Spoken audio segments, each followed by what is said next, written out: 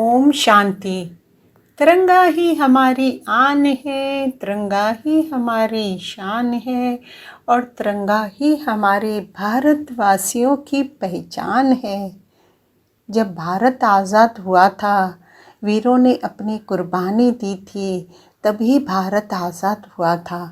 न जाने कितने वीरों ने अपनी जान गंवाई थी, तभी जाकर हमारा भारत को सही स्वतंत्रता मिली। ये धरती भी हमारी थी, आकाश भी हमारा था।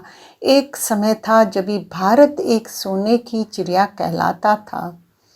सबसे पहले आप सबको स्वतंत्रता दिवस की हार्दिक बधाई हो, बधाई हो। आज हम अपने महान भारत के 76 इंडिपेंडेंस डे मना रहे हैं। 15 अगस्त भारत का गौरव, सम्मान और सौभाग्य का दिवस है। ये हमारा राष्ट्रीय पर्व है। 15 अगस्त 1947 को भारत देश ब्रिटिश शासन से मुक्त हुआ था। तभी भी हर भारतवासी आज भी स्वतंत्रता दिवस बड़ी धूमधाम से मनाते आ रहे हैं। आज हम गहराई से समझेंगे कि सच्ची स्वतंत्रता या आज़ादी किसे कहते हैं।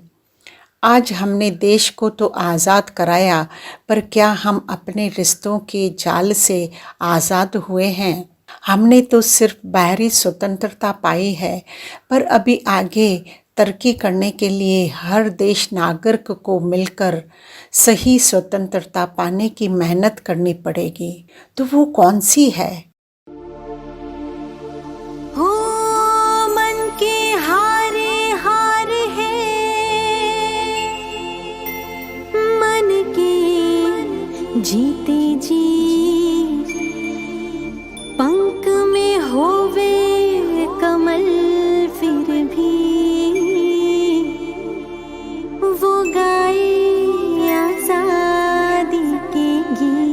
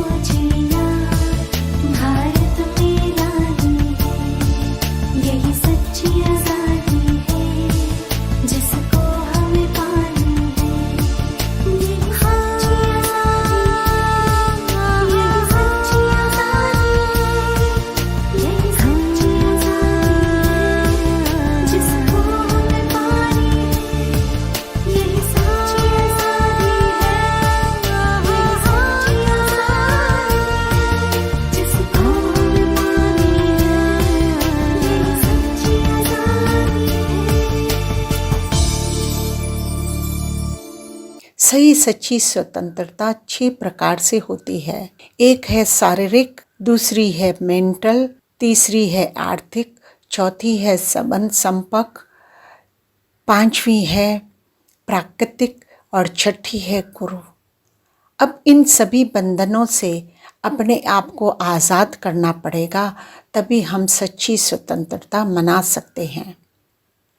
अच्छा स्वास्थ्य और अच्छी समझ सबसे बड़ी दौलत है, इसलिए रात को जल्दी सोना और सुबह जल्दी उठना मनुष्य के लिए स्वास्थ्य और बुद्धिमानी बनने का अवसर है। स्वास्थ्य का रखिए ध्यान, तो सदा ही रहेंगे सबसे महान। रूटीन काम इतना करिए जो हमेशा व्यस्त रहें, धन कमाइए इतना जो हमेशा मस्त रहें, और एक्सरसाइज करें इतनी जो हमेशा स्वस्थ रहें। दूसरा है मन का बंधन। हर मनुष्य अपनी सही सोच से अपनी तकदीर लिखता है। ये एक बगीचे की तरह है, उसमें सही सोच एक बागबान का काम करती है।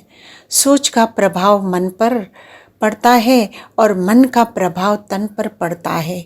तन और मन दोनों का प्रभाव सारे जीवन पर पड़ता है। हमारे कर्म ही हमारे फसल है, जो हर इंसान को हर हाल में काटना ही पड़ता है। इसलिए हमेशा अच्छा ही बीज बोने से फसल भी अच्छी मिलेगी। अच्छी सोच, अच्छी भावना और अच्छा विचार ही सुख और शांति जीवन के लिए जरूरी है।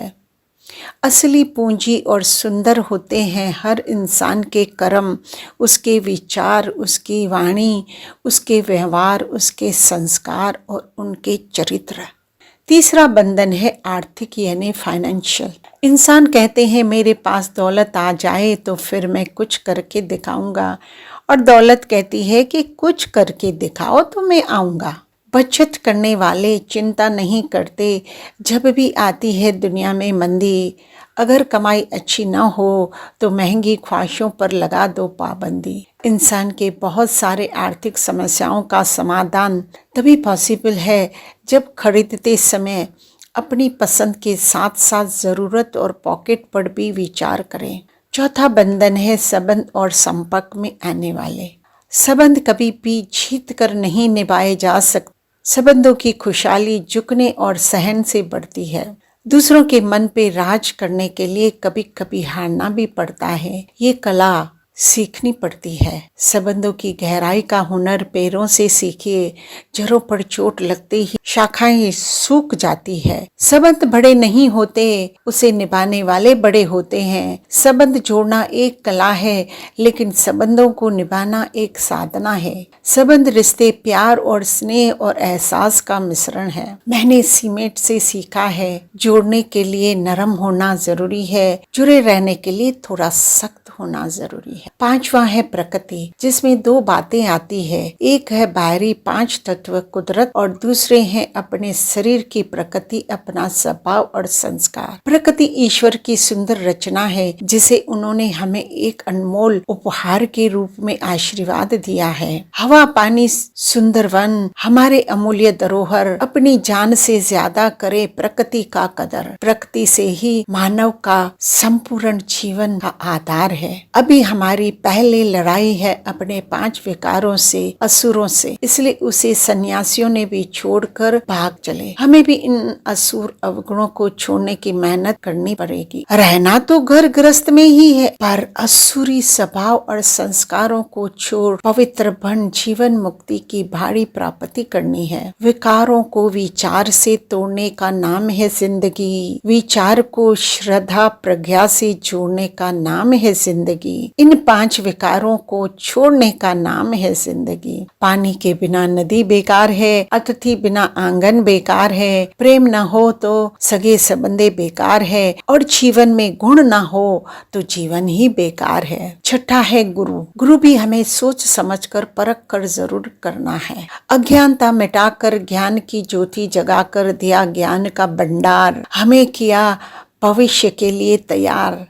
हम आभारी अपने गुरु का जिसने किया हम पर उपकार और जिंदगी को दिया सही और सच्चा आकार। गुरु तो सिर्फ राह दिखाते हैं पर उस पर चलना तो हमें ही है, इसलिए हमें सोच समझ कर परखकर सही और सच्चा गुरु की शरण में आना है। इन्हीं बंधनों से मुक्त होने से ही इस संसार में अटल अखंड सुखदायी संपूर्ण संसार बन जाएगा, जिसको ही हम परफेक्ट स्वतंत्रता कहते हैं। ओम शांति, ओम शांति, शांति, शांति। जब हम इन विकारों को छोड़ेंगे तभी ही भारत में सच्ची सच्ची स्वतंत्रता हम मना सकते हैं।